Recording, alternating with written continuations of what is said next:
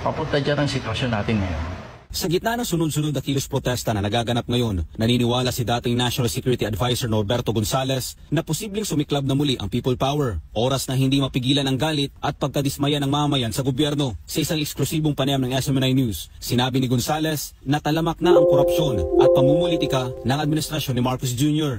Sa kanyang pag-iikot bilang kandidato sa pagkasenador, iisa lamang ang sigaw ng taong bayan, palitan ang mga nasa posisyon, pati na ang Pangulo. Ayan na naman ang SMNI. Kaya kayo natanggal sa kaya kayo natanggalan ng prangkisa dahil sa mga kapektusan nyo panggagaslight sa taong bayan. Yung ba taong bayan tinutukoy nito?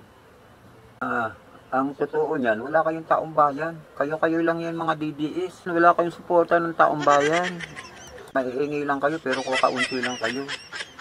Mga buwisit na to. Ang lakas ng makagaslight.